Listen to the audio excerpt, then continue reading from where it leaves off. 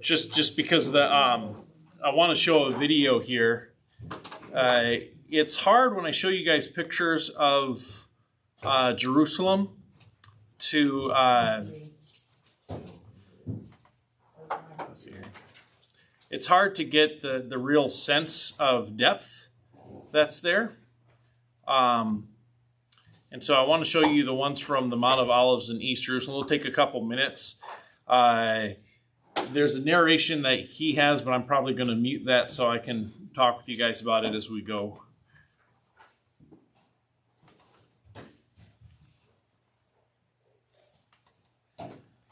But when you see it with a movement that comes with this, now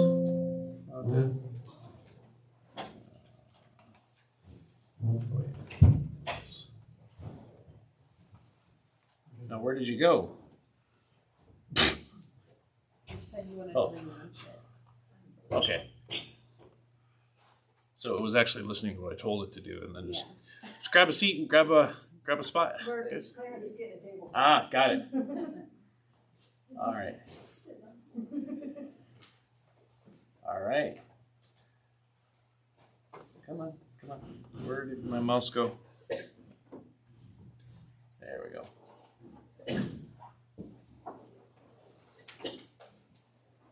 Silence.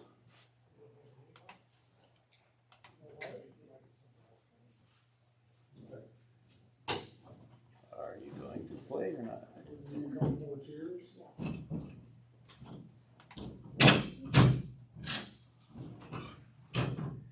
This is a really old video, as you're going to see.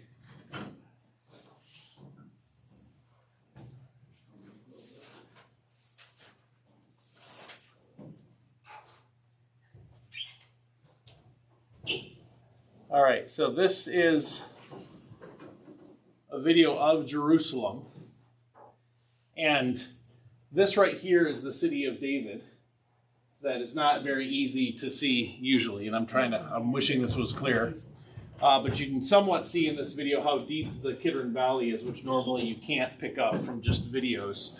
And so the city of David is right here.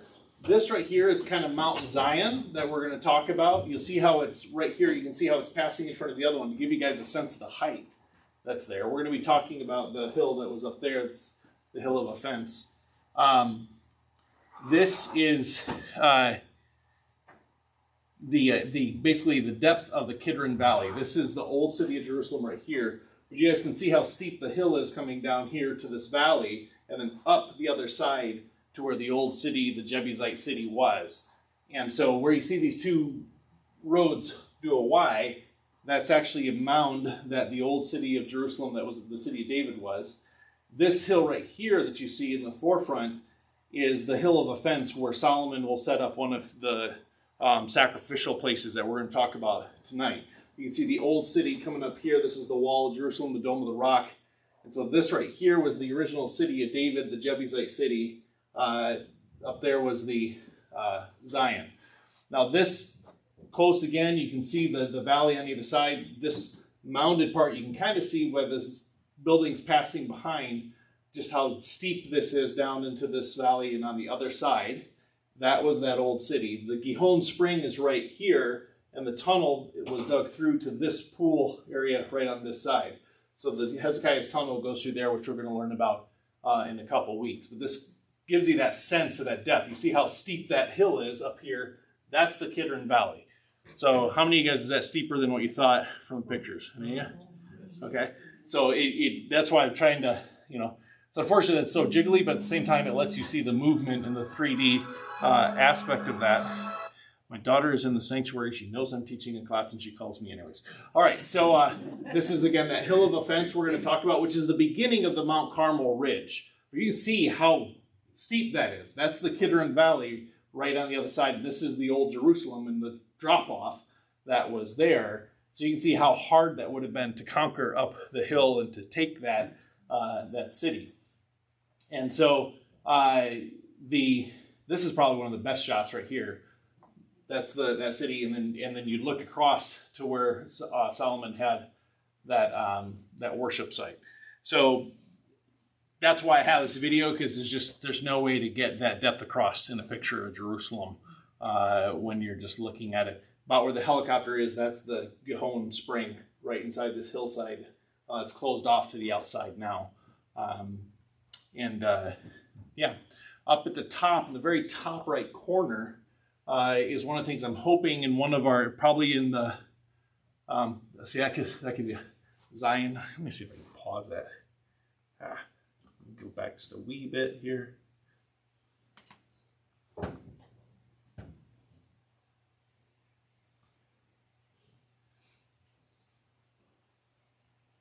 Really need to get a 4K camera on one of those drones and do this over.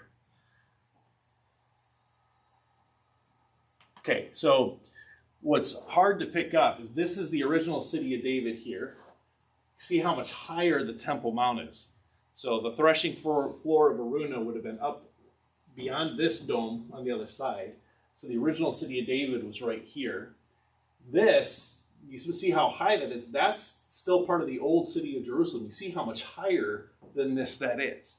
And so it's somewhat debatable as to, whether this, or this is Mount Zion. So when you talk about what is Mount Zion today, this section here, this tall, high part, is actually Mount Zion.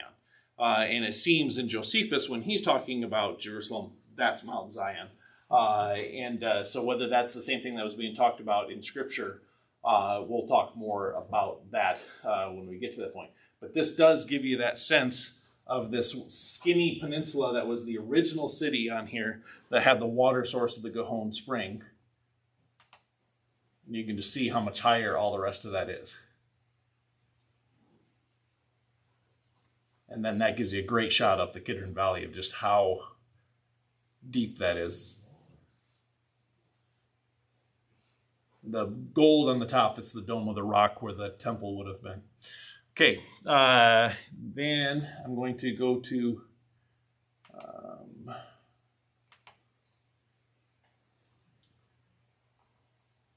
East Jerusalem.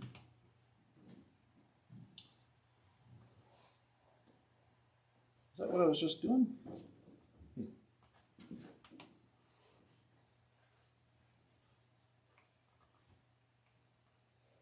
I don't know if this is what I was just playing or not. I think it was. We'll try it here.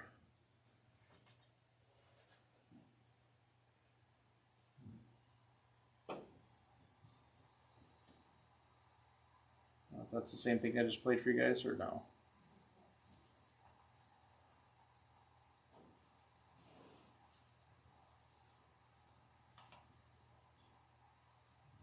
It's a little bit different here.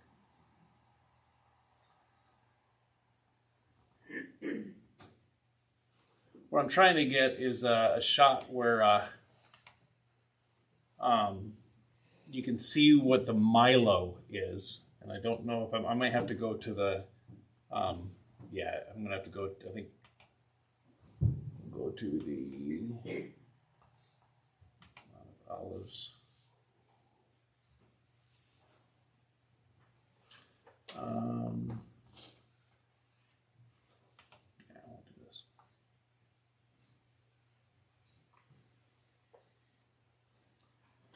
So this is Hebrew National University. Mount Scopus, this would be where the Romans parked themselves before conquering Jerusalem. And this is the Mount of Olives as you're going across here. It's a ridge line, not just a single mountain. And so it kind of curves. There's the tower we just passed, there's this tower, and there's that tower. Those are kind of the three identifiable towers of the Mount of Olives. This is here is a hospital. And the other tower is the tower where they assume or think that the ascension was, though we don't really know. This valley that goes down, this is the valley David would have walked down through when he was fleeing Absalom. And on his way down to Jericho, where a lot of the people were going to meet him, that's while he was going down that hill. You'll come up over this hill, and you'll see on the other side this old city of Jerusalem.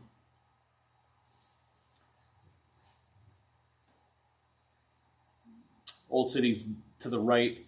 This here where you see the tan on the other side of the tower and this like big mausoleum, that's a giant, huge Jewish cemetery that's on the end of the Mount of Olives.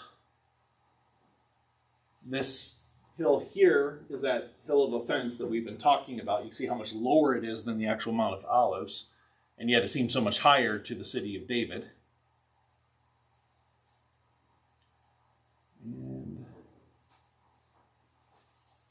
let's see if they pan back. It might be in the next shot that they do the...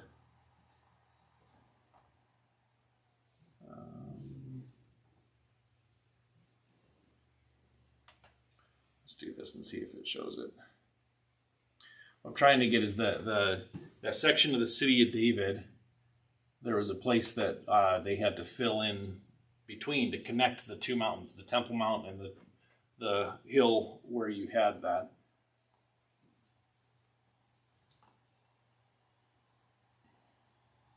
This is facing the wrong direction. Oh. And the other way.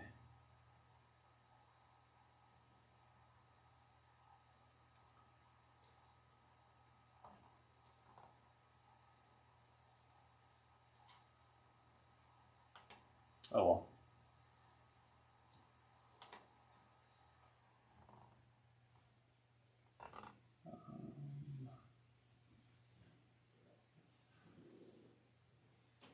Might have been Temple Mount that I saw it.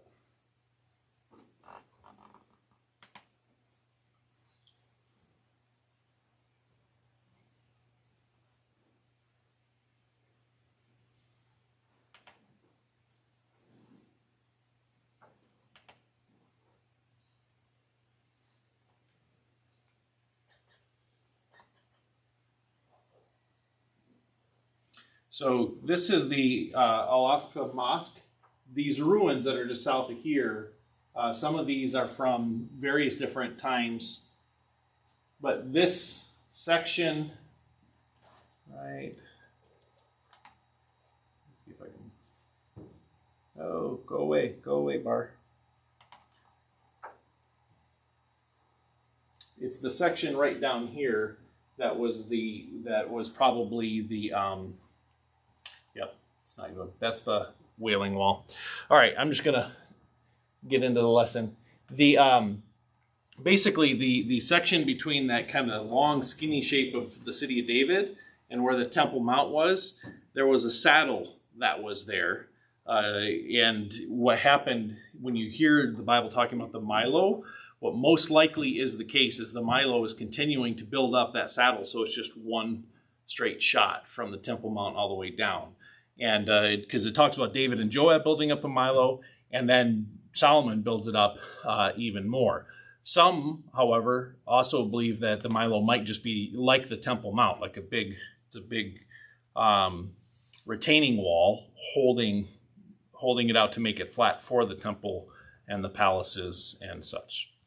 So, all right.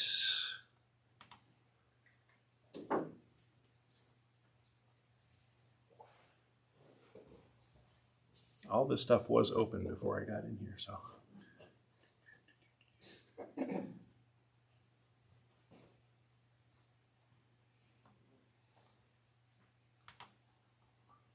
Okay, so lesson 23, United Kingdom, Solomon.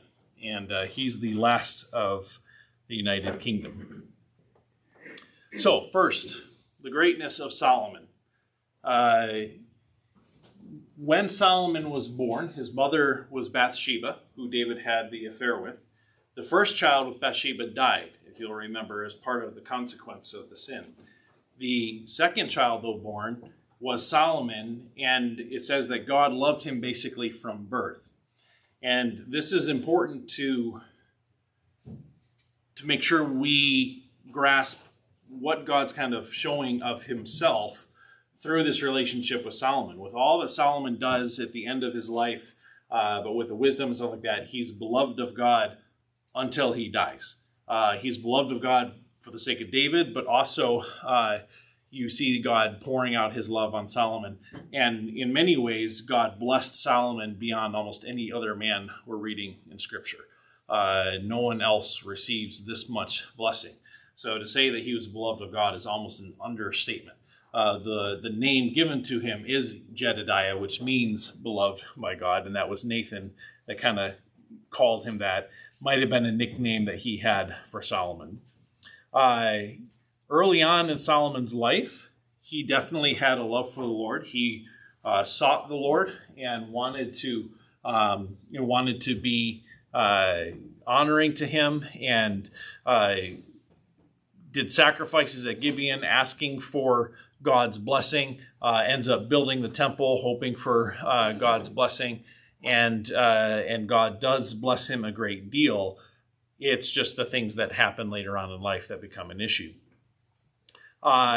Solomon gathers all Israel for the sacrifice at Gibeon, where the tabernacle was. He has this sacrifice. He honors the Lord, and God comes up and shows up to him in a dream, and basically says, ask whatever you wish.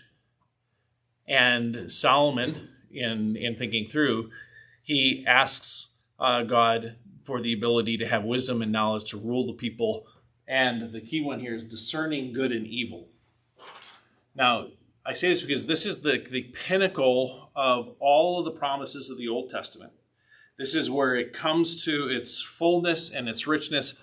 All the promises of Abraham are fulfilled during the reign of Solomon. Solomon's kingship is one of great peace, prosperity, wisdom, unsurpassed at any other time in Israel's history. I would say any other time on earth. And you have this reign of his, and when he's asked, what do you want from the Lord? The thing he asks is to be able to discern good and evil, which brings you right back to the very beginning of the Old Testament. And what happened at the very beginning of the Old Testament? Adam and Eve ate of the tree of knowledge of good and evil. So their good and evil was off. And you see Solomon going, I want to know, God, your good and evil. And this was very pleasing to God that he would do this. So basically, God made Solomon great, and I said period, because God chose to do that, and he did it. It's almost like there was nothing that Solomon could do to thwart that. And again, this goes back to the concept that Paul has in the book of Romans of the gifts and the calling of God are irrevocable. I mean, God decides to pour out on Solomon all of this wisdom, all the stuff. And we know from Ecclesiastes that with all that he tested in his wisdom, he did not lose his wisdom. And so we're going to see there's a difference between wisdom and obedience as we go through this. God's love moves him to offer to Solomon whatever he might ask. When he asks for discerning good and evil, he receives that, and wealth, and possessions, and honor, and anything else he would have asked for. And receives it to the nth degree. And so Solomon's greatness and wisdom throughout, it's Ecclesiastes 2:3, that's where it says that it was not taken away, even though he fell away. Now, this time that Solomon is king is a time of a great golden age in Israel. This is what everybody would be looking for and asking for. To give you guys an example, in 1 Kings 4:25, it says, and Judah and Israel lived in safety from Dan even to Beersheba, every man under his vine and under his fig tree, all the days of Solomon. Now that phrase, does that sound familiar to you guys at all? Every man under his vine and under his fig tree.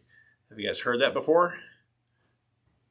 So in the promises of the prophets, so in Micah chapter 4, when it says, it shall come to pass in the latter days that the mountain of the house of the Lord shall be established as the highest of the mountains, and it shall be lifted up above the hills, and the people shall flow to it, and many nations shall come and say, come, let us go up to the mountain of the Lord, to the house of the God of Jacob, that he may teach us his ways, and that we may walk in his paths. For out of Zion shall go forth the law, and the word of the Lord from Jerusalem.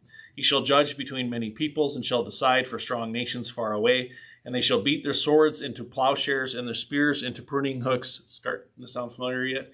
Nation shall not lift up sword against nation, neither shall they learn war any more. But they shall sit every man under his vine and under his fig tree, and no one shall make them afraid, for the mouth of the Lord of the hosts has spoken. So we're given this picture of this future state of the kingdom. And it sounds a whole lot like what you got under Solomon. You know, the kings, everyone coming in to Jerusalem for wisdom, him being exalted above that. And you have the exact same phrase, every man under his vine and under his fig tree. Same thing in Zechariah 3, 9 through 10. For behold, on the stone that I have set before Joshua, on a single stone with 7 eyes, I will engrave its inscription, declares the Lord of hosts, and I'll remove the iniquity of this land in a single day. In that day, declares the Lord of hosts, every one of you will invite his neighbor to come under his vine and under his fig tree. So you read that and you're like, what are they even talking about? The idea is it's this picture of peace. You're coming in, you're at total relaxation, you're at leisure, you're sitting in the shade in your house or on your property and enjoying it. And so this picture of Israel during the time of Solomon becomes almost this idealistic picture of what the kingdom is going to be. During this time, this golden age, you have expanded literature. We have historians starting to record the history of what's going on. It's not the first time that that's been happening, but we know from different places in Chronicles that there are multiple records of David's reign. There are multiple histories being written down. Same thing with Solomon's reign. And so it's a lot of literature in that sense that's being composed, as well as books of wisdom. So Proverbs and Ecclesiastes, portions of Psalms, a great deal of Psalms is being written. And that's where the development of the poetry and the song comes in. Ecclesiastes is wisdom and poetry combined. Song of Songs is definitely poetry. There are some that feel that it was actually a drama that would have been done on a stage and so on and so forth. So there's a lot of culture that is going on during this time. There's a development of music. There's 4,000 Levitical singers in 24 courses serving 2 weeks. Asaph appointed choral leaders and authored 12 psalms. The sons of Korah were a distinct singing group and had 10 psalms accredited to them. Ethan and Heman were men of wisdom, credited each with 1 psalm. So there's a lot of the songs being written that become the traditional Jewish songs. The sons of Korah and those that were with Asaph, they were said to be very skilled musicians. So sometimes, we all can think that when it comes to, music, what's most important is just that, they're genuine. Well, skilled musicians actually is kind of important too. It's nice to listen to very well done, beautifully executed music, and that was part of what is happening during this time. When the Queen of Sheba comes and gives this really rich wood to Solomon, a lot of that goes into instruments in the creation of harps and lyres that were beautiful beyond any that were known at that time, according to what Scripture tells us. So you see a lot of art, a lot of culture, a lot of literature that's being developed during this golden age of Solomon's reign. It's also a period of military strength, even though Solomon were not told of any battles that he participates in himself. Now, interestingly, the city of Gezer, which becomes one of his fortifications, all of these cities that you see with these circles, those are forts that he developed to be able to protect Israel, protect the trade routes that were going through, and defend against any enemies. But the city of Gezer was actually one that was not fully under their control, still had a number of Canaanites in it.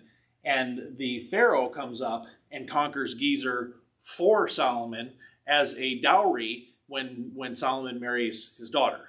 So you imagine being in Gezer like you're a dowry. Thank you, for that.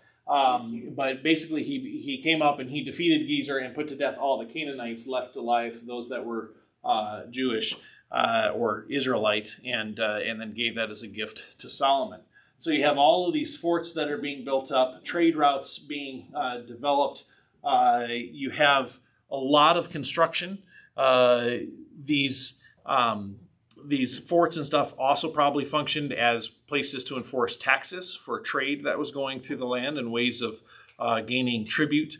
And the other thing is it is a defensive posture. He doesn't go and attack other nations, which shows he's content with the promised land. David had conquered all the way out to the Euphrates and all the way down to Egypt, and he was satisfied with that. He ends up having an army that has a great deal of chariots and horses. We know David kind of hamstrung those and burnt the chariots. It's interesting when you look at the numbers because at one place it's 1,400 chariots. One place where it seems to say 4,000 horses and horse stalls, and then there's one where it's like 40,000 horses and horse stalls. You're like, well, which one is it? You have 12,000 cavalry, plus all the horses you would need for 1,400 chariots. So it probably is 40,000 at some point that he has all of those stalls for the horses. If you go to the city of Megiddo today on a tour when you get to Israel, you'll see that they have Solomon's stables that are there in different places where you can see that he built all these different portions to house all of those chariots and horses and the like. He didn't seem to need all of this fortification because he did have enemies, as we're going to see, that came up, but none that had a major invasion until the very end of his life and then into his son's time. Jerusalem was fortified during this time. It says that he finishes the wall of Jerusalem, and there's debate as to what is meant by that, whether he's enclosing just the portion that's on the city of David, or whether he's starting to expand, and we'll talk about that in just a second when I have an image to go with it. So he also added to the Milo, and again, the exact meaning of what this Milo is, we don't know. That's what I was trying to find the video of to show you guys. But he adds to the Milo. It's either landfill that's increasing the size of the inner fortress of the city of Jerusalem, or it's just the inner fortress as a whole, or it's filling in that saddle. Now, on the right, you see an artist's portrayal of what this would have been the original Jebusite city as we looked at last week. And then the expansion of the city up into here and then to the temple. Now, when you look at the temple in that image, it looks kind of weird that it has that really tall spire on it. But actually, that's probably relatively accurate because it said that the front portion of the tabernacle was 120 cubits tall. So 120 cubits, a cubit is elbow to here, so that's more than feet. So it's about 1.5 feet. So you add 60 onto 120, that's about 18 stories. So that's actually a pretty tall front to that. It's bigger than taller than what Herod had. You will see some portrayals of Solomon's temple that look very strange to us because we're used to portrayals that are based more on the models you have at the Jerusalem Hotel and such like that if you go there today. But you'll see some of the older paintings where it looks almost like a whole series with different roofs as it gets taller and skinnier and stuff. And we don't really know. We don't really know for sure how all of that looked because that's a very tall building and structure for that time period. Now, this is the original bedrock that you would see around the valley. And when you see the shadow this is the Kidron Valley that I was pointing to that was really deep when we looked at it in the video. This is the Tyropian Valley that goes up in between that, and then this here would be the Mount Zion that we were talking about that's higher up. This section right here is this section here that would have been the original Jebusite city, with the Gihon Spring being here. And so you'll notice it's actually kind of settled down lower than the hills around it, but it's very secure because the only way to ever get to it is coming down this one place where they would have had the front gate. You only had to defend that one little spot. So what you have then is the original city, Jebusite city. This would have been the expansion of the city that David did. And then the threshing floor of Araunah would have been this high spot on this mountain. Now, why would the threshing floor of Araunah have been a high spot? Well, what is a threshing floor? Does anybody know? Grain. So what do you do at a threshing floor? You throw it up in the air and you hope the wind blows it away. Well, if you're down below all the tops of all the mountains around you, you don't get much wind to blow all the chaff away. So a threshing floor is going to be up at a high spot. And so this was the threshing floor of Araunah because it was a great place to be able to take the grain, throw it up, and it was at the very top. This is where David sees the angel of the Lord when the judgment comes upon Israel with a plague because of his counting the men. And so he chooses that as a place to build the temple. And so that becomes a portion that would be then enclosed into the city as well. Now, this mountain here is also the one that is thought to be where Abraham was offering Isaac. And so it was either here or it was here. We don't know for sure which, but most would say it is here. Now, what ends up happening when it says that that Solomon finished the wall, the question is, was there a portion of this wall that David had not completed? Or does Solomon build a wall around this section? So this section here is for sure what is enclosed by Hezekiah. Hezekiah builds a wall around this section as the city would expand it out into this section. During the New Testament times, the hill, the steep sloped part here, was kind of like an older portion of Jerusalem, and then the upper part on the top, Herod and the Hasmoneans developed that, and it actually became a very Greek-style city here on the upper portion of this. But this valley was much deeper than it is today. If you see a picture, if we get time at the end, I'll show you guys a picture of the Western Wall. It used to be called the Wailing Wall. But if you look at a picture of the Wailing Wall, to the left, you'll see these arches. And you can tell that the arches are actually much bigger, and the ground's been brought up and to where they are. Because there's about 30, 40 feet down below you as you're standing at the Western Wall that has been built up on top of that. And there's probably even deeper than that below that, because they built on top of the actual valley that you see here as the natural valley floor to get the streets that you walked on in Jesus' time. So this might be what that enclosing of the wall is. Now, the current wall of Jerusalem, if you were to go visit it today, is this red. You'll notice that it does not come down all the way to this lower portion. Now here, what you see pointed out here with the ramp, that's there. Can you guys just barely see the pool of water that's down here? So that was probably a dam that was across this valley here to actually create a pool of water. And what they ended up doing with Hezekiah's time is they took from the Gihon Spring and channeled it across into that pool so that the water source would be inside the walls of Jerusalem.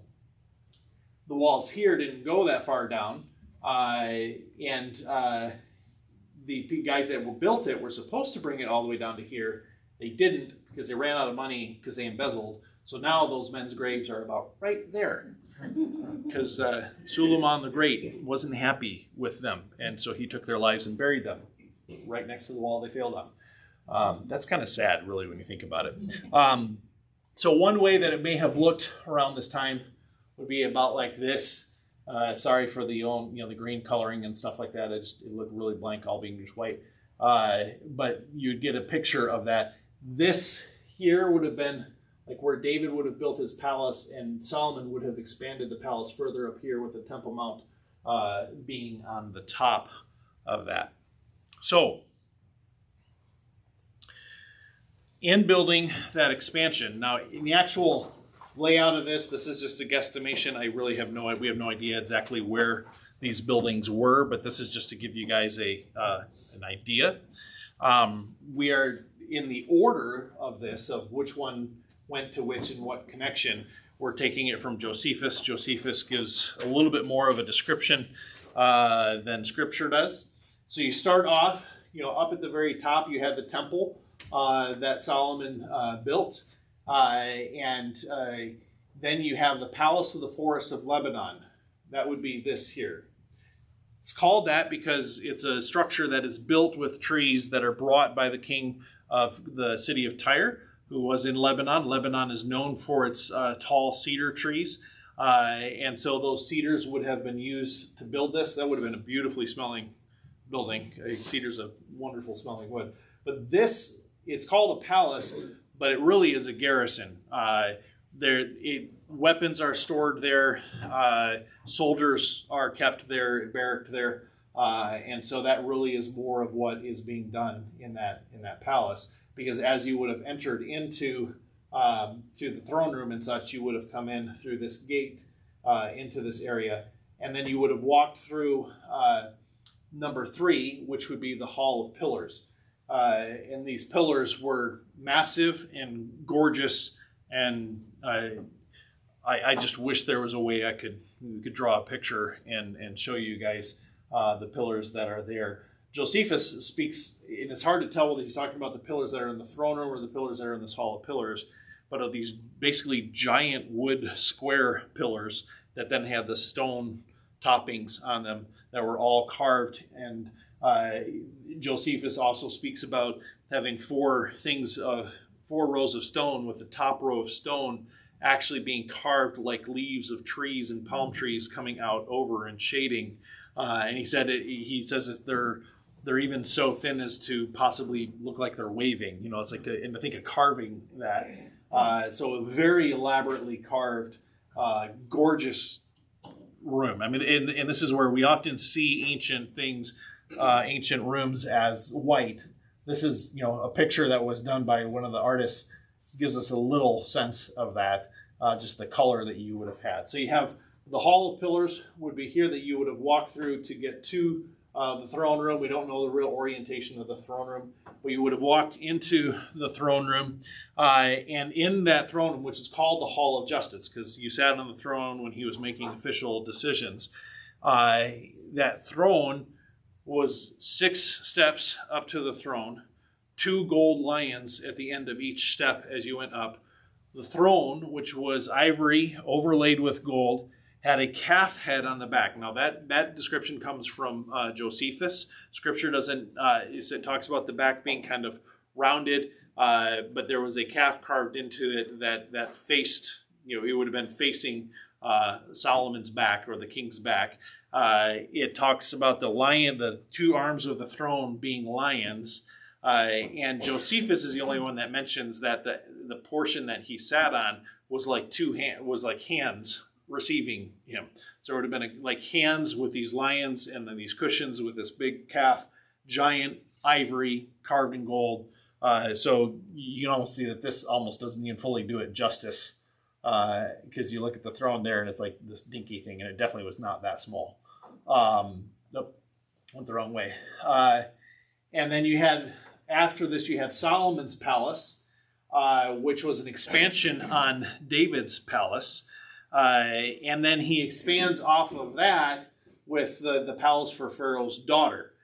He also had palaces elsewhere for Pharaoh's daughter, but there's a very interesting point that's made. Now, the Pharaoh's daughter is kind of the first of Solomon's wives that is kind of the official, and she is the primary wife, you might say, in that sense, because of her importance politically. But it actually, in Scripture, says that he built this palace because she couldn't dwell in the palace where David had been, because the ark had been there. So it's almost like here's a Gentile wife, and it's, go figure, because he definitely goes way off of that commitment later on in life.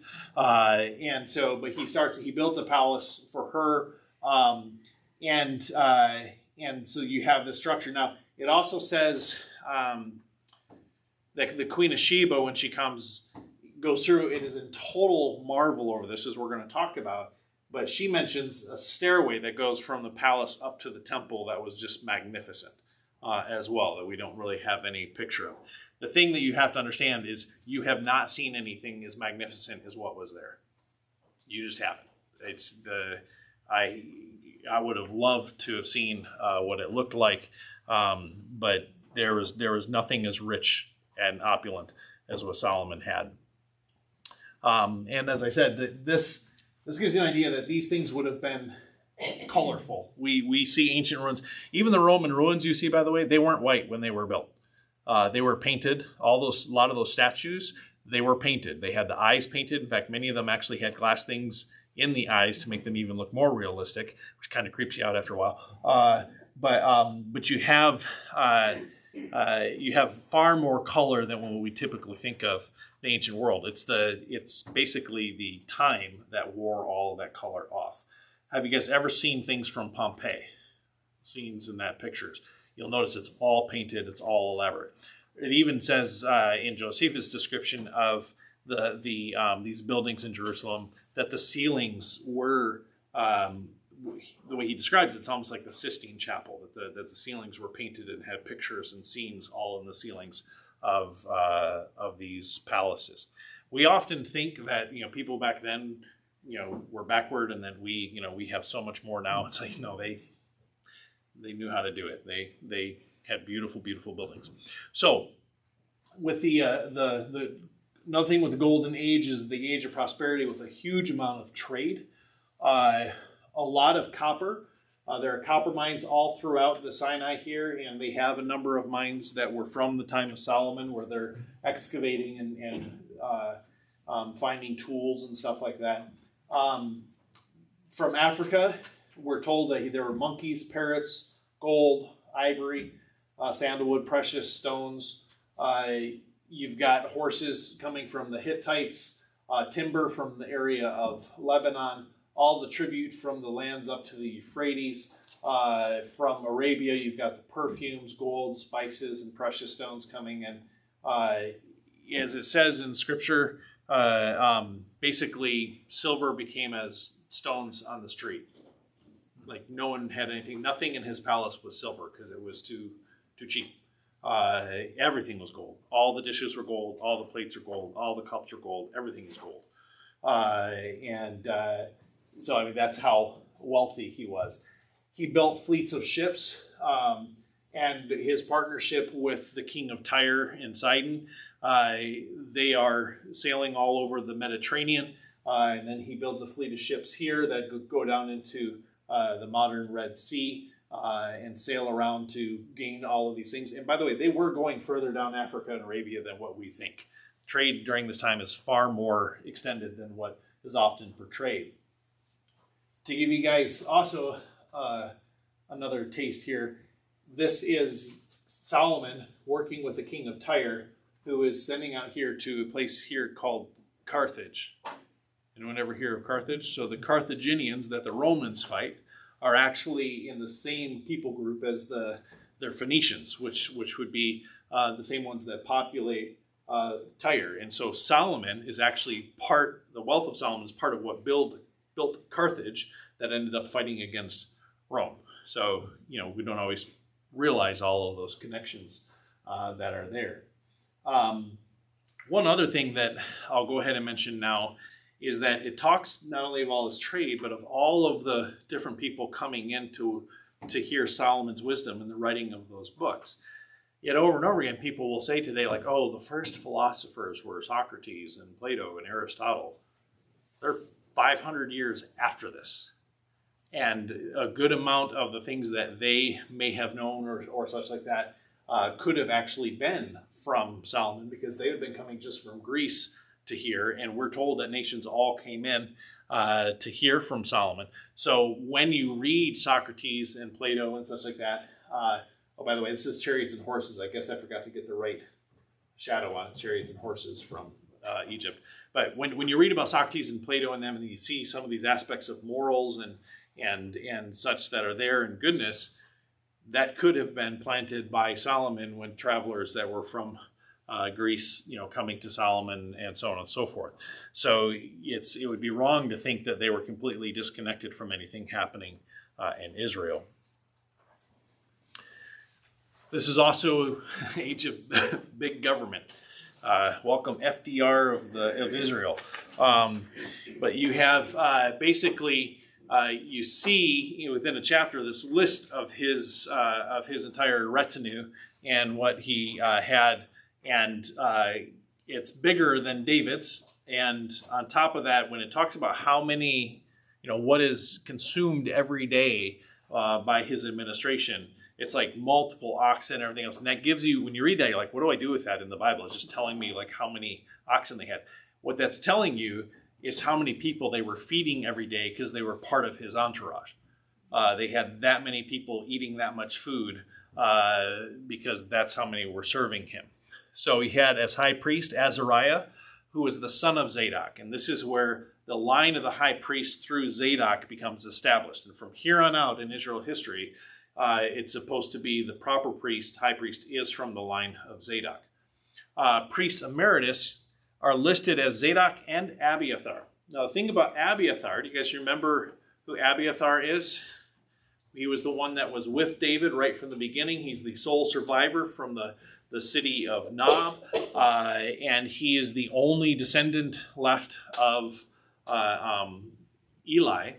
And we're told a few chapters before he's mentioned that he's removed from the priesthood and sent to go live in a city and live out his days, and he's allowed to stay alive because of his time with David. And then like a couple chapters later, it lists him as one of the priests. You're like, which one is it? And this goes back to what we talked about when studying the Bible, when we did the hermeneutics. Realize that sometimes there's a logical order, not a chronological order. And so they're dealing with one at the beginning of Chronicles. No, this is at the beginning of, I want to say, Kings. It talks about Solomon establishing his throne. And so there's all the threats that he had to his throne, but that happened over a period of the first few years that he was king. But then when it talks about his administration, it's going back to the very beginning of his reign and saying this is who was on his administration.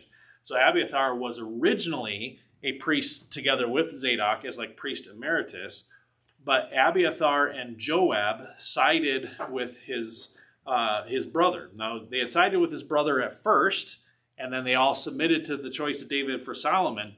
But then you remember his brother ended up trying to, he went to Bathsheba and said, hey, can I have that concubine of David as a play for the throne?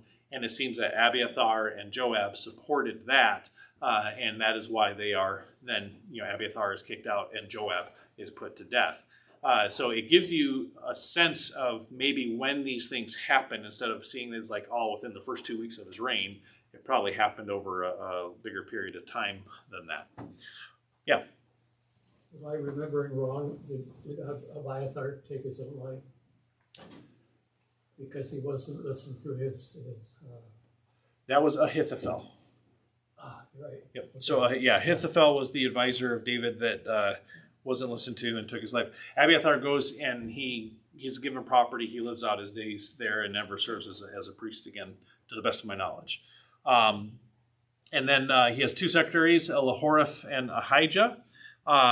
Recorder Ahiliud. Commander-in-chief is Benaiah, which means Joab and them are out. This is now his commander. His overseer and district officers, Azariah the son of Nathan. Personal advisor, possibly priest to the king, Zabud the son of Nathan. Nathan here probably being Nathan the prophet. Remember, Nathan the prophet was probably like one of those like uncle figures to him, because Nathan beloved Solomon. He's the one that named him Jedediah and so on and so forth. And so Nathan was probably very close to Solomon. And it's very possible that Solomon's departure toward the end of his life may have been due to Nathan's death and not being there. That actually happens a couple of times with the kings, as we're going to see. Palace manager was Ahishar. Overseers of the conscripts was Abda, and the 12 district officers, one for each month of the year. So Solomon, eventually what he does is it's interesting because David counted all of Israel and got in trouble for it. So Solomon doesn't count all Israel. He counts everybody in the land that is not Israel, and he conscribes them to labor. And they become servants. So that all the remaining Canaanites, all of the remaining Hittites and Jebusites and all those that are still in the land, they now become servants to Israel. It specifies that he did not enslave Israelites. However, he did have conscripts. So part of his building projects, he used conscripts where Israelites weren't servants, but they had to go for 1 month and serve for that month and then go back to their homes. And that's how he helped build up Jerusalem and some of those projects. One of the leaders of one of these 12 is Jeroboam, who we're going to hear about eventually, who helped build the city of Jerusalem. And he did such a good job in leading his district for the month that they were there that Solomon actually offered him further employment to continue to work.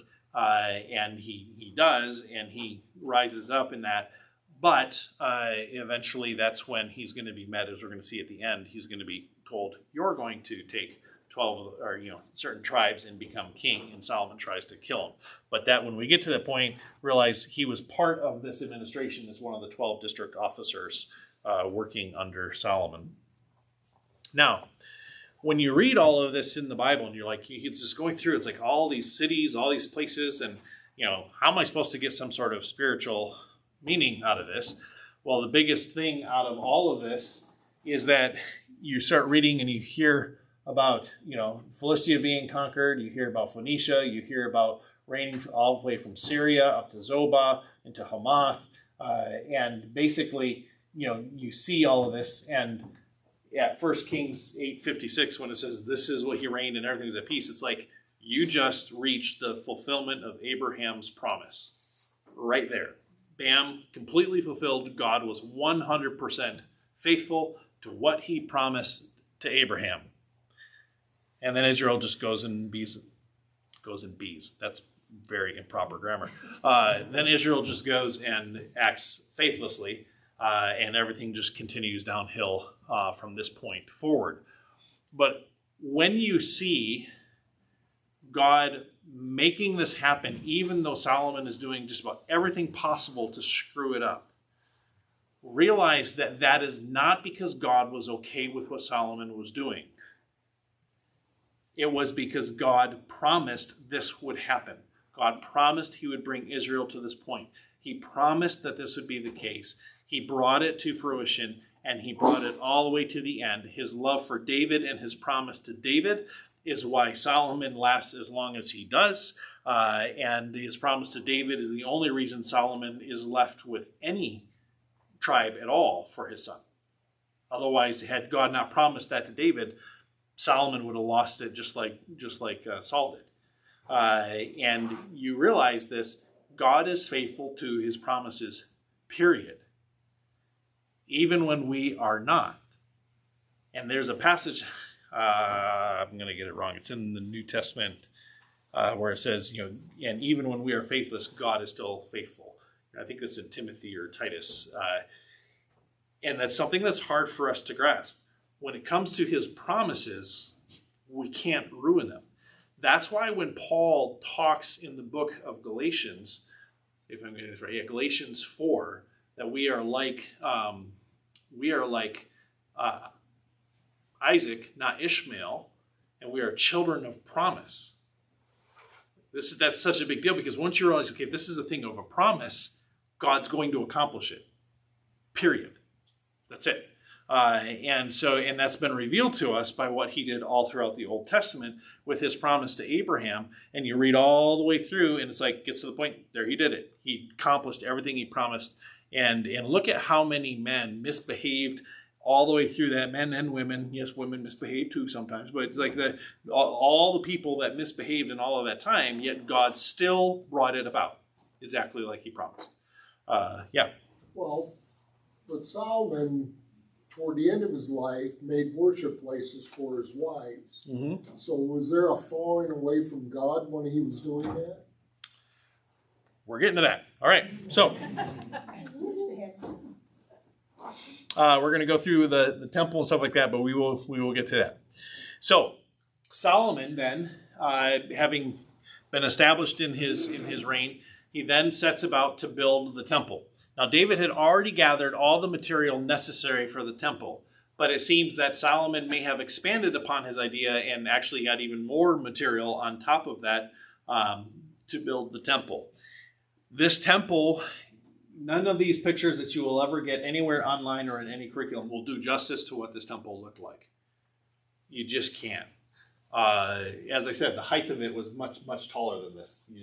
And it had these two bronze pillars. These bronze pillars were the thickness of the bronze. They're hollow tubes, but the thickness of the bronze was the thickness of your hand. I mean, that's That's massive. The bronze that he had from all of the wealth coming in, it says that the bronze for the utensils alone for the temple was unweighable. They couldn't tell you. They can tell you how much the pillars weigh and some of the other things, but they can't do it with the utensils because there's just too many. So you have the bronze sea that is built, and it's this giant sea, probably far more beautiful than that. It has it describes the top of it being like the top of a cup, where it actually kind of came out almost like a lily, it says, and it has 3 bronze bowls facing the different directions, 3 to the north, 3 to the south, 3 to the west, 3 to the east. And then each one of these carts that was bronze was cast, and you had bulls and lions and everything carved into those carts as they're pushed on things similar to chariot wheels. And what it was is this bronze basin held the water that you're using for washing after the sacrifices and the priest to cleanse thing. Anytime that they had to use water within that, you got it from this bronze sea. Likelihood is you actually would go up to the mouths of these oxen and the water would actually flow out like a fountain in what they had. They actually had a lot more plumbing back in the ancient world than we give them credit for. As you can see, it would be kind of hard to get up on top and get this water and pour it into here. So it was probably some sort of mechanism of that sort. I had the bronze altar that was huge. Interestingly, it says that when they dedicate the temple, there were too many sacrifices, so they actually consecrate another portion of the courtyard and put in another altar there to help with the sacrifices, because the one altar was not enough when they dedicated the temple. Also, around the entire outside of the temple were these storehouses. It actually says in Scripture that there were upper rooms above the interior of the temple, so there would have been, I believe it mentions a room above the Holy of Holies that also was completely plated in gold. These walls were cedar wood carved with palm trees and pomegranates and all of these other things that would be very elaborate. And there's a mention of gold chains and such as well. And then there's 10 of the what we now call a menorah, the lampstands within the temples. There's 10 of those. They had the 10 tables of showbread, and then you had the altar of incense. All of it covered in gold, plated in gold. And inside the Holy of Holies, you see these 2 cherubim. They were 15 cubit tall and 15 cubit wingspan, so the wings came over and touched.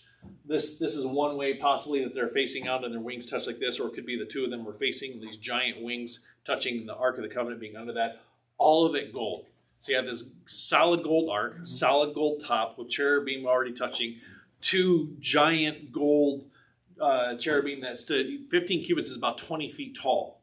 Okay, so that's taller than 2 of these ceilings plus another 3 feet. Okay, and so this is massive.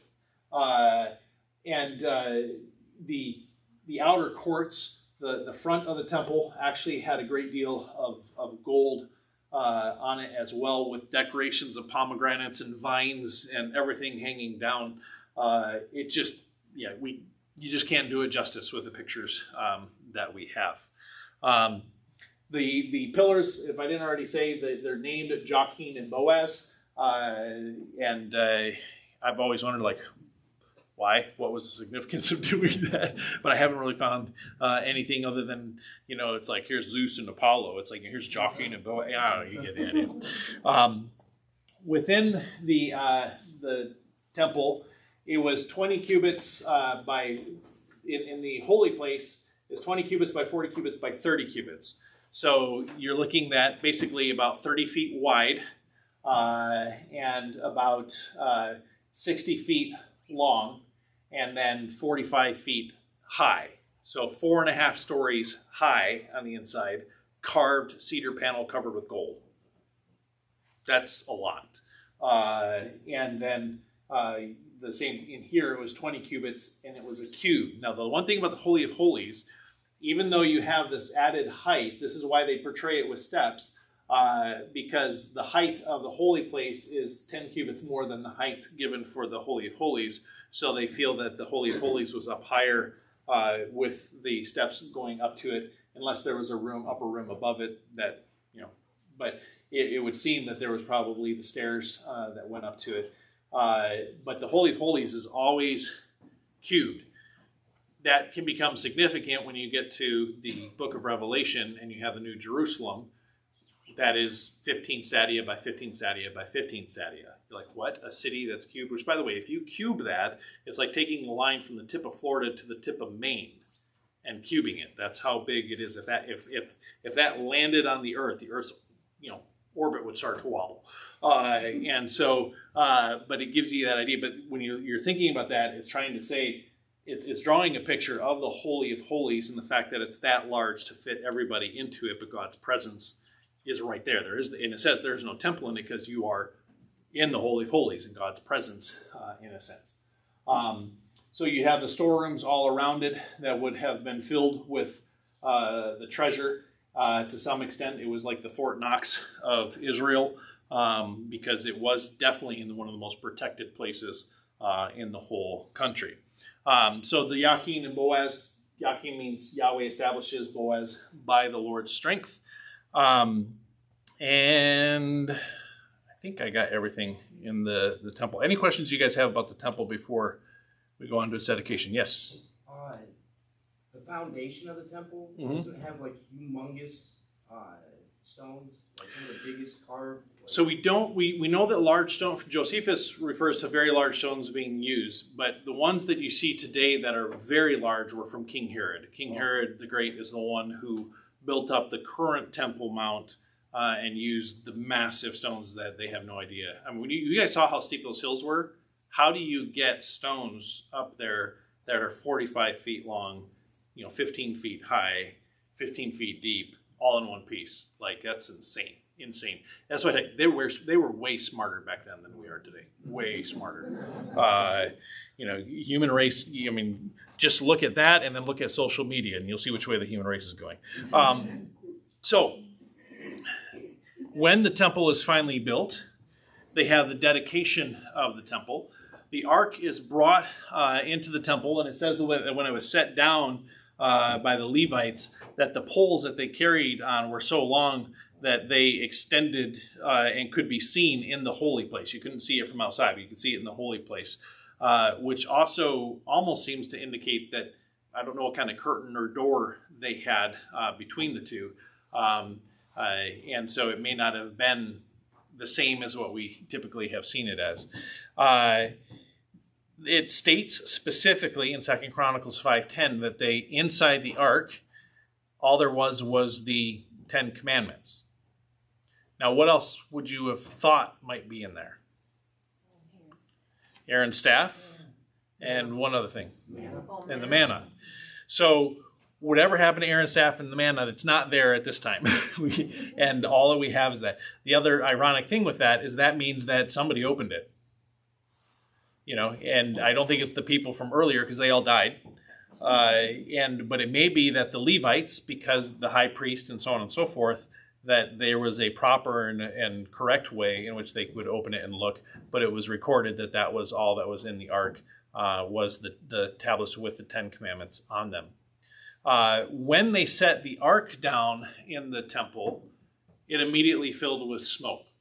And then they had to come out of the temple.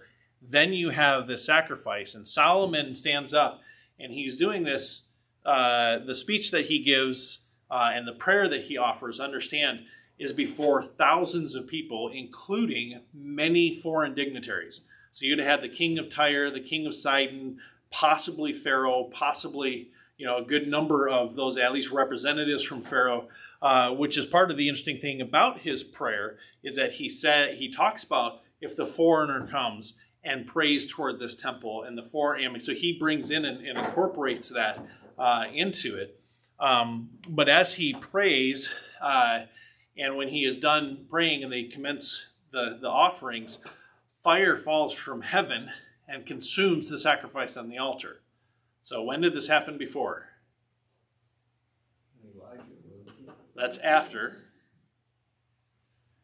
dedication of the tabernacle. So couple things with this. Because fire falls on the sacrifice, consumes it, and then it says the glory of the Lord fills the temple, and they couldn't go into the temple to serve at that time. So 1, dedication of the tabernacle, fire falls from heaven, smoke fills the tabernacle. Dedication of Solomon's temple, fire falls from heaven, smoke fills the tabernacle. Then you get to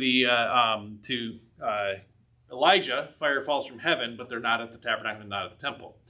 Then you get to Revelation, and right after all of the bowls of wrath have been poured out in the earth, smoke fills the temple, and no one can serve. So there is almost this picture of in Revelation where instead of the sacrifice, God pouring His wrath out on a sacrifice, His wrath is finally poured out on the actual people instead of the sacrifice. But then everything is done, all of the plan is done, and the new temple is dedicated, and we go into eternal future as such. So it's kind of a possible picture. There may be a different way to interpret it, but what I wanted you guys to realize is that picture in the book of Revelation is pulling you back to this. That smoke filling the temple is not just happenstance. It's pointing back to something like this. The offering, 22,000 bulls, 120,000 sheep. It's a lot. Yeah. They just had this new temple. Mm-hmm. They cleaned those animals someplace else and brought them in, or did they kill them there? Kill them in the temple. So that new temple that was so beautiful, sort of that picture, it just was Lots of blood. Oh.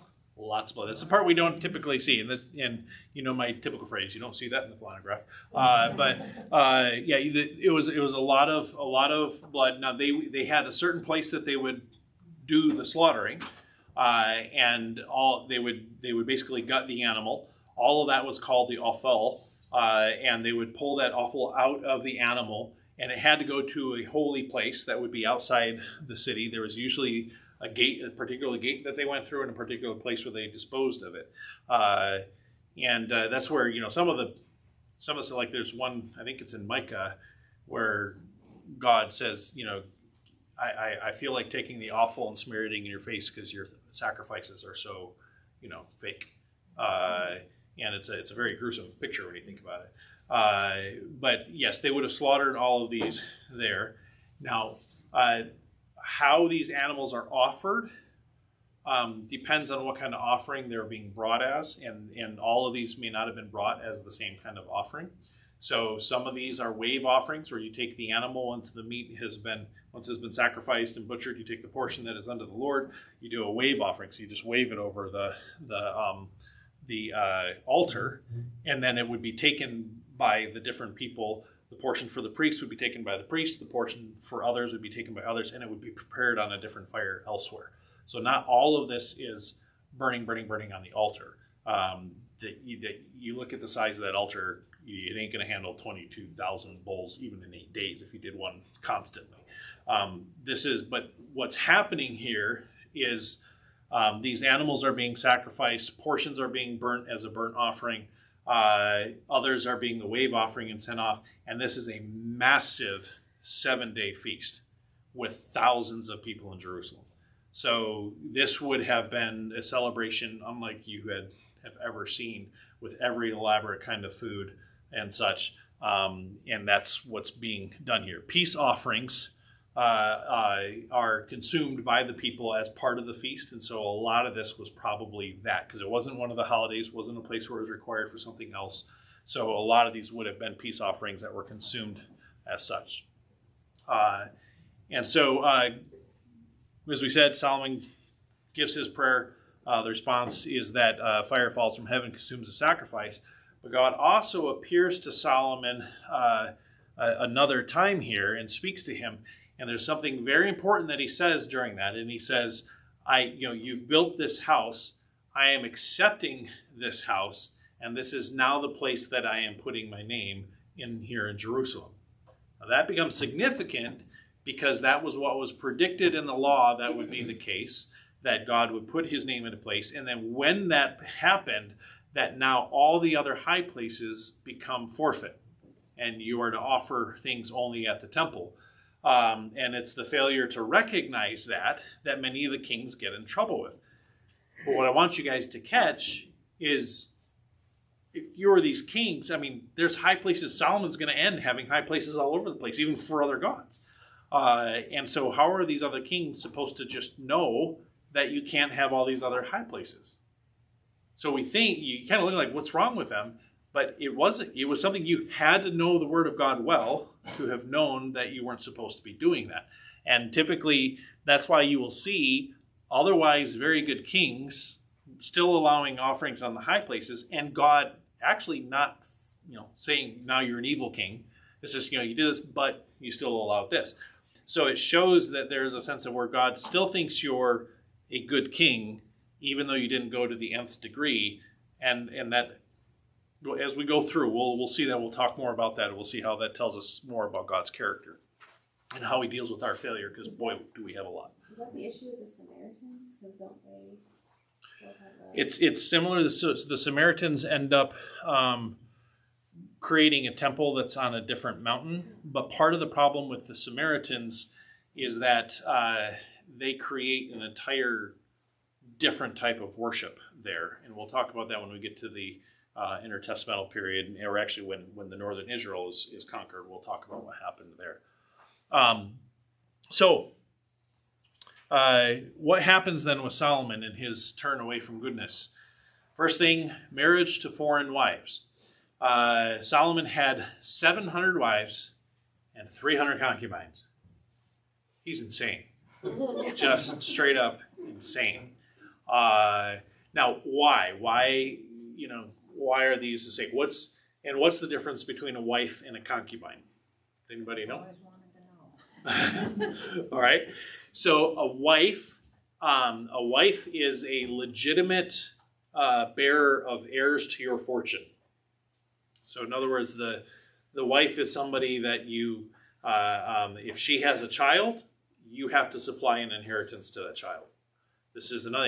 If you have 700 wives and just every one of them has just one child, that's a lot of inheritance you got to divvy up. So that gives you an idea.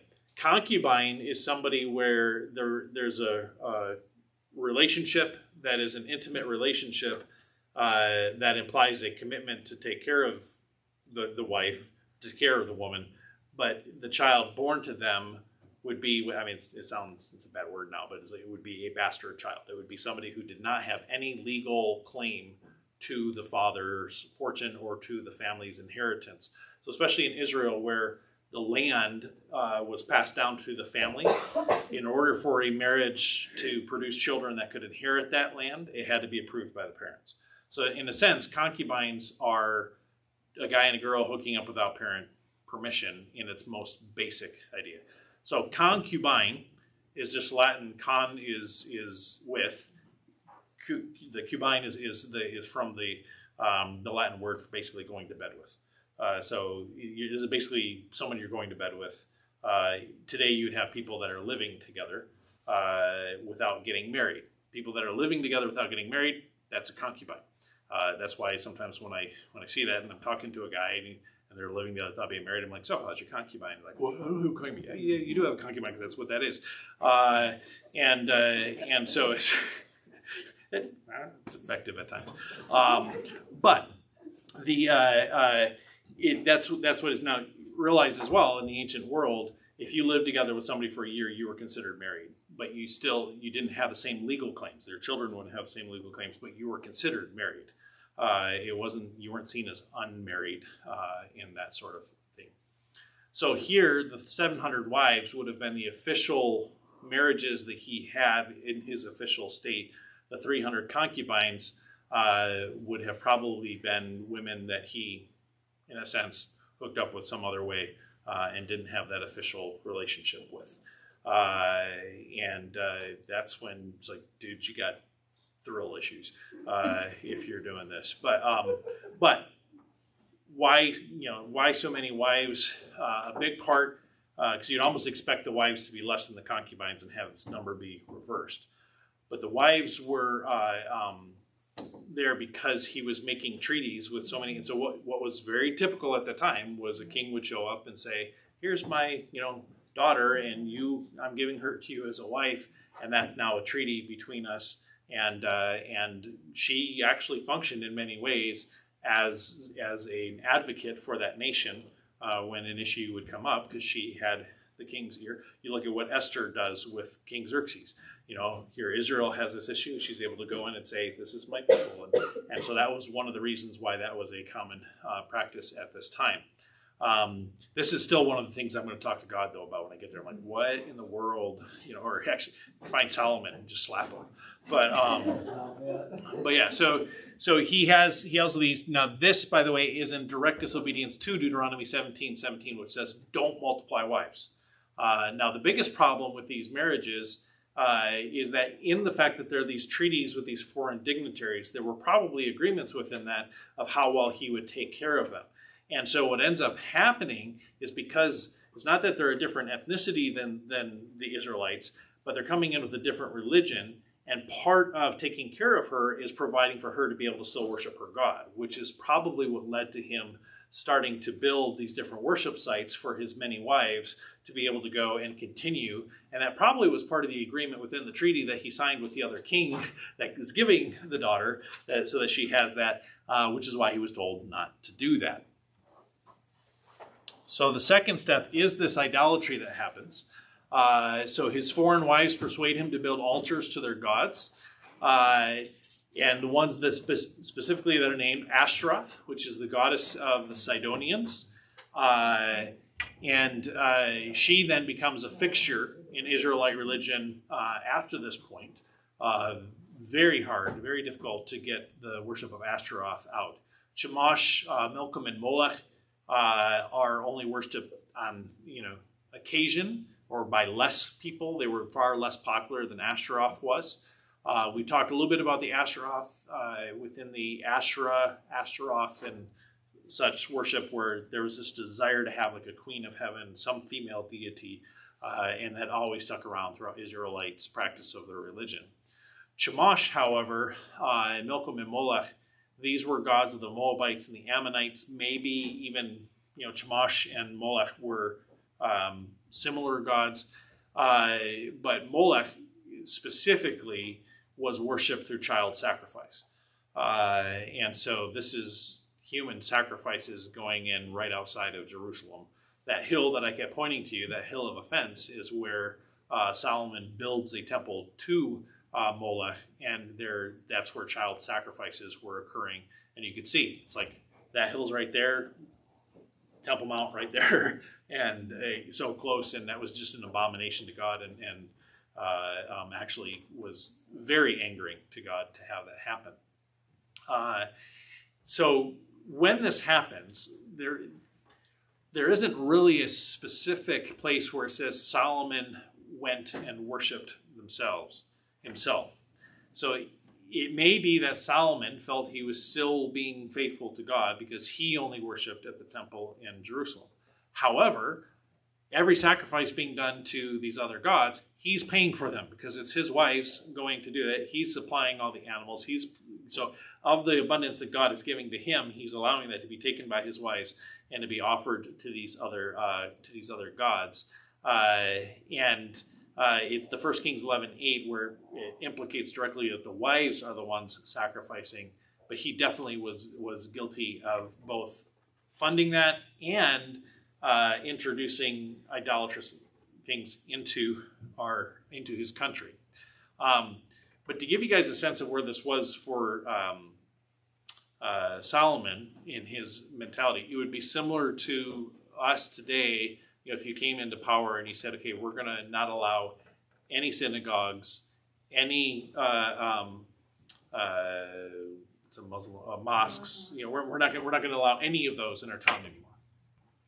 So we're not worshiping at those, but we walk around and say, well, there's freedom of religion and we have to let them do that, and so on and so forth. That's kind of what you would see is happening in Solomon. He's like, I'm not the one worshiping, but then as king, he was supposed to get rid of all of that. Josiah is going to do that. Josiah is going to be the king that actually takes down the temple to Molech hundreds of years later. So as good as Hezekiah and the others were, they didn't actually tear down all those sites. Now, sometimes those sites get repurposed to worship Yahweh, but that's what he also said, you're not supposed to do that. You're not supposed to go and worship me at those other sites. So that doesn't help a whole lot for subsequent kings. So the consequences of this. So first, Hadad, the king of Edom, he rebels against Israel.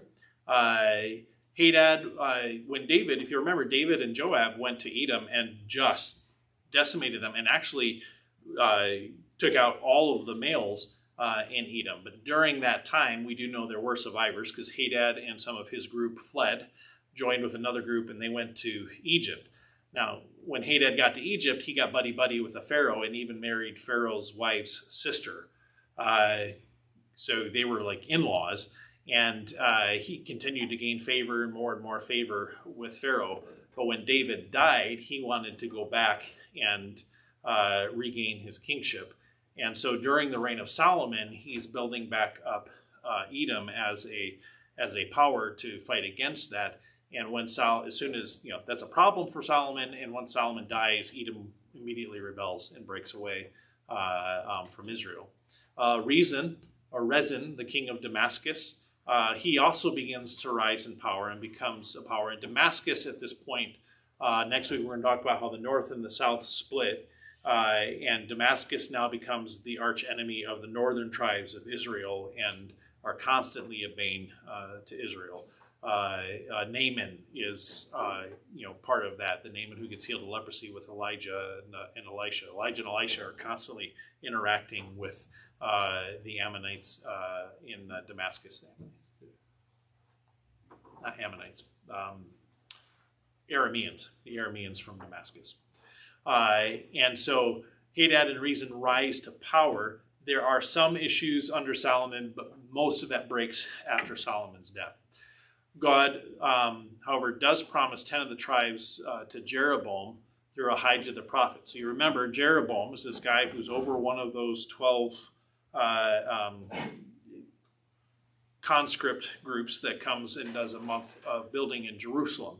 And when he's there, he stands up to, or he's helping the men, does really well, and gets promoted. So while he's working for Solomon, he happens to be outside the city, and Ahijah meets him in a field. And Ahijah has this fairly new garment that he has on, and he takes the garment, he tears it into 12 pieces, and he gives 10 to Jeroboam, although he only mentions one tribe going to Solomon's descendants. But he gives 10 to Jeroboam and saying, God is giving you 10 of the tribes of Israel. He's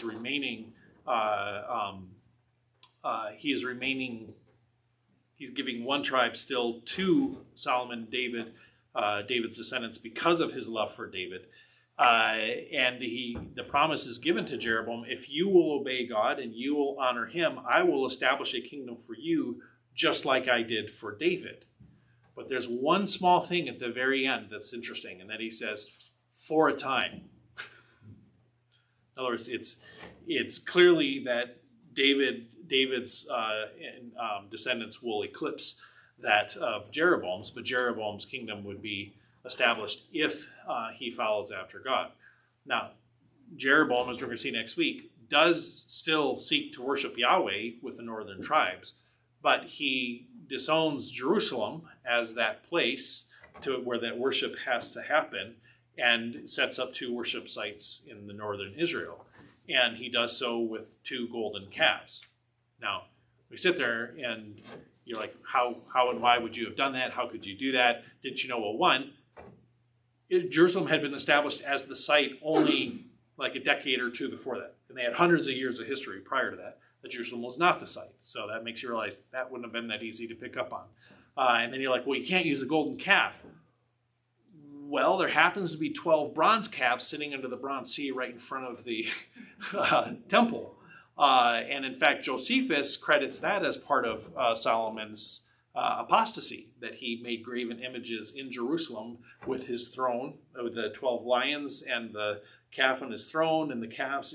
So he says that was graven images in Jerusalem. Whether that it's kind of like I don't know if that counted or not, because God says, I accept this house. And I mean, so would he have done that if, so, and scripture never condemned Solomon for that. So I think that's Josephus's Phariseeism creeping in possibly there.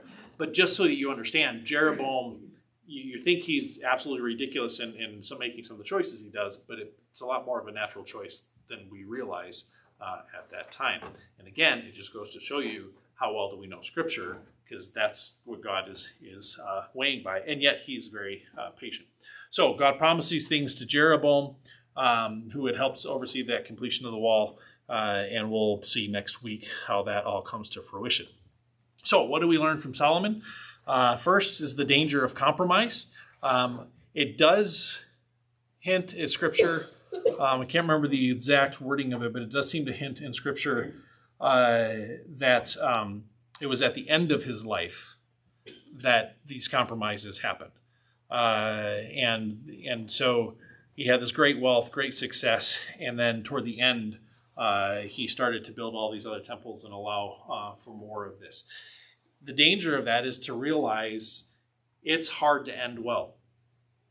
And we often think that as you get older and you get further on in your faith and stuff like that, that you get to a certain point and you're like, well, now everything's all good because I'm so mature and I've so arrived that I'm going to be good moving forward. And actually, that's a very dangerous place to be. Staying on top of it, continuing to go all the way to the end, persevering to the end is very important, because many, many people in Scripture get to those last years and fall away.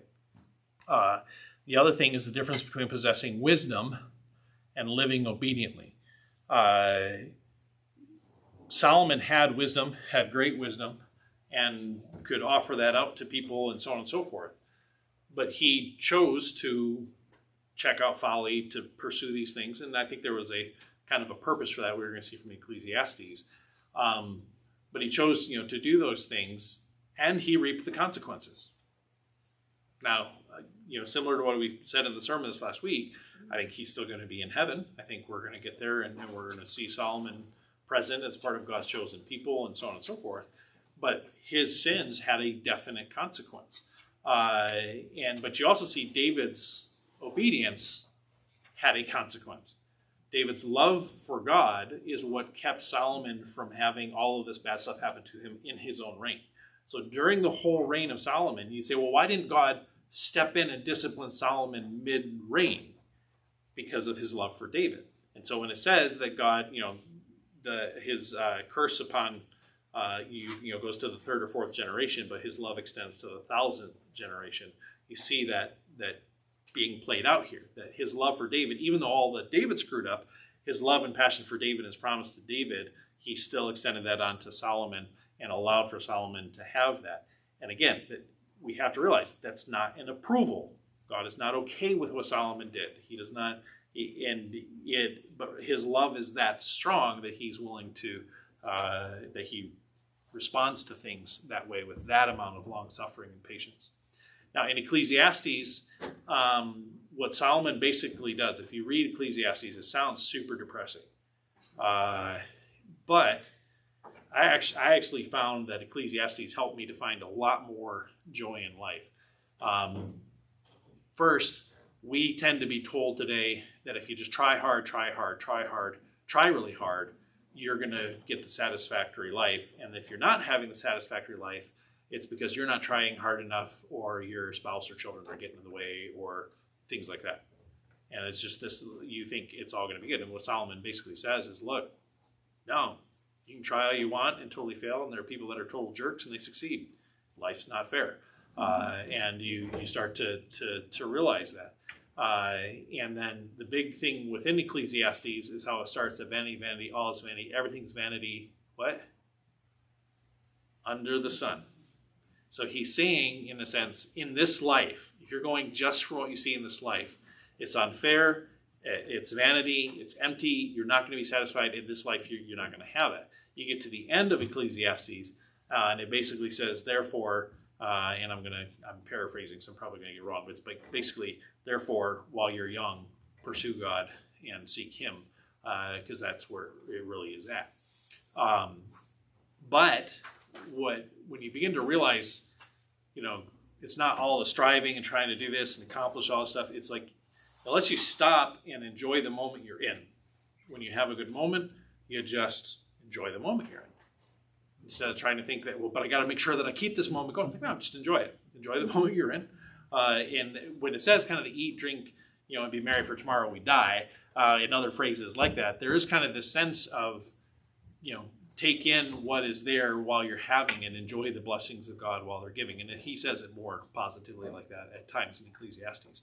And so you see that. Now, in Ecclesiastes, he says that he tested folly. The reason I'm glad that Solomon happened is because if you ever sit there and say, if I just had more sex, then I'd be more satisfied. Nope, Solomon already told you that ain't the case, and the dude had 700 wives, 300 concubines. He ain't going to go there. If I just had more money, nobody had more money than Solomon had. If I just was able to build more and accomplish more, very few people built what Solomon did and accomplished what he did. If I just had more influence in the world, he had every king in the known world coming to get his advice, and he still says everything is vanity. So it's like everything you could possibly set your ego to in this life, he did. And he did it and set about, and that's what he's saying in Ecclesiastes. I tried it, I tested it, and it's false. Who else could have done that but Solomon? So I feel that there is, within God's permissive will, what he did was wrong, what he did was sinful, but there was a sense of God allowing that to happen at the very ultimate of his blessing. When he brought the promise, everything to full fruition, here was one of the greatest ages of humanity.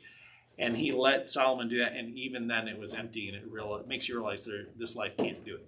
And so that's why, what we learn from Solomon is huge when we go through Ecclesiastes and understand just what all was at his beck and call to find satisfaction. And then here you also see God's great grace is not a matter of avoiding pain and sorrow. As you go through Ecclesiastes, pain and sorrow is going to happen.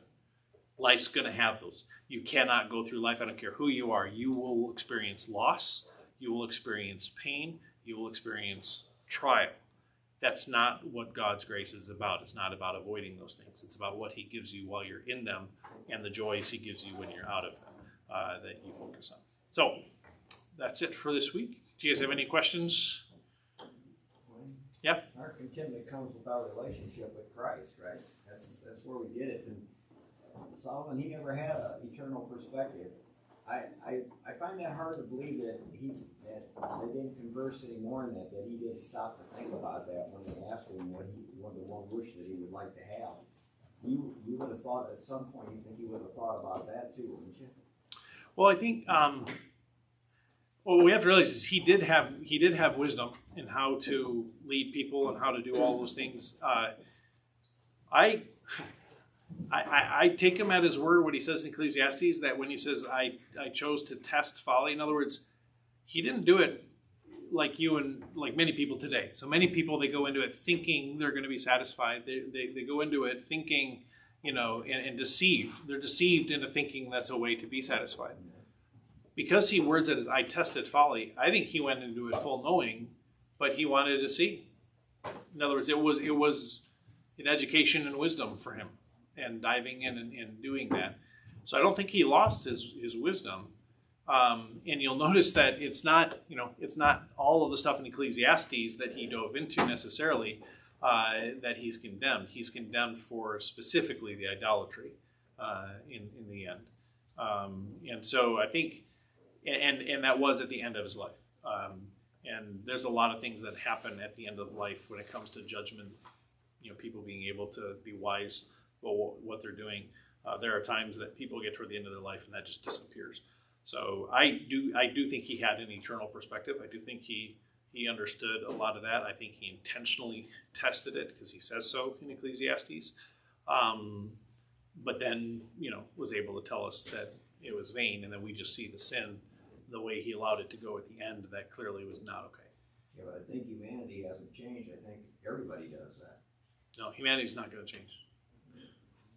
Resurrection is the only thing that's going to change humanity, even us. The Holy Spirit changes us and transforms us, but we're loaded with this body of death, as Paul calls it, that prevents us from fully changing. So, you got a question? Where did all the gold go? It actually disappears very fast. So we're going to see that what happens is under Rehoboam, actually the Pharaoh comes up and they start using all of this gold to pay off enemies that are now coming to conquer them, is what happens. And it goes relatively quick. And eventually the 200 gold shields that Solomon put up are given away to get a king with a conquering army to leave. And they put up bronze shields in the place, and then they have to get rid of the bronze shield, and because it's all gone. God takes all of it back in a sense, and we'll see that happen in the next few weeks. The diagram of the temple. Mm-hmm. It doesn't mention anywhere in there about the curtain. Was there a actual curtain in that, and it's just not in that diagram? I mean, wasn't there? I mean, there was. The diagram shows a door. The diagram shows an actual door that is closed. Right. There's. Tears. I mean, the curtain tears. But that's Herod's temple. Oh, that's Herod's temple. It's Herod's temple. So we don't know for sure what Solomon's temple had. Oh. That's why you see some portray it with doors and other things like that. Herod's temple definitely had a curtain. But Herod's temple, believe it or not, is equally magnificent. When we get to the point and hear about it eventually down the road, it was also Herod's temple was not only 10 stories tall, but the same width, solid gold with vines all coming down in gold and pomegranates and everything decorated. It was they were magnificent. So, yep. All right, have a great week. We'll see you guys next time.